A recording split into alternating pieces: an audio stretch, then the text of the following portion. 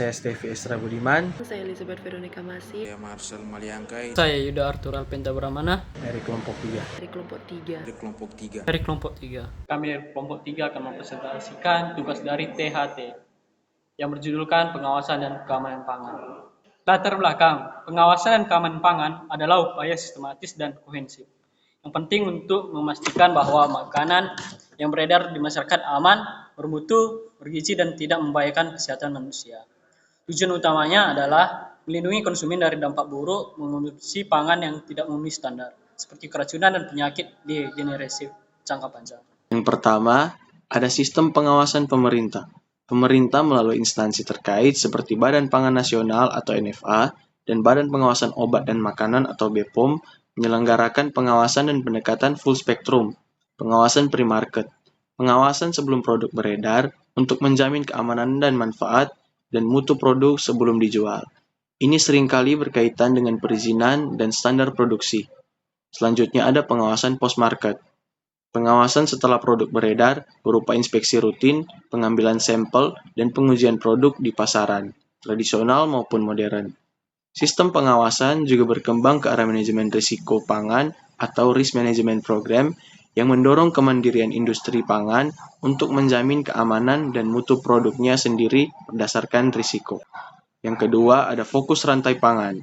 Pengawasan dilakukan di sepanjang rantai pangan meliputi yang pertama ada tahap produksi, pengawasan bahan baku, proses produksi, dan penerapan cara produksi yang baik, misalnya CPPB, IRT, untuk industri rumah tangga. Yang selanjutnya ada pangan segar. Pengawasan khusus untuk pangan segar asal tumbuhan atau PSAT, mulai dari panen, pasca panen, hingga distribusi untuk mencegah cemaran biologis kimia, misalnya residu pestisida atau benda lain. Yang selanjutnya ada pengemasan dan pelabelan. Pengawasan penggunaan bahan kemasan yang aman, serta memastikan label dan iklan memuat keterangan yang benar dan tidak menyesatkan termasuk tanggal kadaluarsa. Yang ketiga, ada peran semua pihak. Pemerintah menjamin penyelenggaraan keamanan pangan, menetapkan norma dan standar, melakukan pembinaan, pengendalian, dan pengawasan. Selanjutnya ada pelaku usaha atau industri, wajib mematuhi standar keamanan, mutu, dan gizi, serta melaksanakan pengawasan internal. Selanjutnya ada masyarakat atau konsumen, berperan dalam pengawasan dengan menjaga keamanan pangan dan menjadi konsumen cerdas. Berikut aspek pengawasan dan keamanan pangan tertentu. Yang pertama, pengawasan pangan segar asal tumbuhan atau PSAT. Ini adalah aspek krusial karena PSAT seperti sayuran, buah-buahan, dan beras sering dikonsumsi langsung. Fokus pengawasannya adalah pencegahan cemaran, memastikan PSAT bebas dari cemaran biologis, misalnya bakteri, cemaran kimia, misalnya residu pestisida, klorin atau logam berat, dan cemaran fisik. Pengujian cepat atau rapid test dilakukan secara rutin dan mendadak di pasar atau lokasi distribusi untuk menguji cepat adanya residu pestisida atau bahan kimia berbahaya lainnya. Ketertelusuran atau traceability, memastikan sumber produksi, petani atau rumah kemas dapat dilacak jika terjadi masalah keamanan pangan. Sertifikasi, mendorong produsen untuk memiliki sertifikasi mutu dan keamanan. Kedua, pengawasan pangan olahan. Aspek ini berfokus pada produk makanan yang telah diproses dan tidak biasanya memiliki masa simpan lebih lama.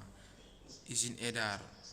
Pangan olahan wajib memiliki izin edar, biasanya dikeluarkan oleh BPOM, untuk menjamin produk telah memenuhi persyaratan mutu dan keamanan sebelum dipasarkan. Kepatuhan label dan iklan, memastikan informasi pada label termasuk komposisi, tanggal kadaluarsa, dan klaim gizi adalah benar, akurat, dan tidak menyesatkan konsumen. Dilarang menghapus atau mengganti tanggal kadaluarsa.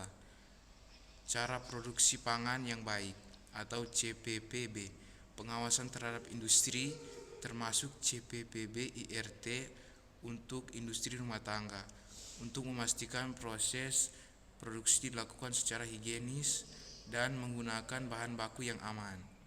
Penggunaan bahan tambahan pangan atau BTP. Pengawasan ketat terhadap jenis dan batas maksimum penggunaan BTP yang diizinkan, misalnya pewarna, pengawet, dan pemanis buatan. Yang ketiga, pengawasan kemasan pangan. Kemasan memainkan peran penting dalam menjaga keamanan dan mutu pangan. Yang pertama, bahan kemasan aman. Melarang penggunaan bahan kemasan yang dapat menimbulkan pencemaran pangan dan atau membahayakan kesehatan manusia, misalnya bahan kemasan yang dapat melepaskan zat berbahaya ke makanan. Yang kedua, pengemasan ulang.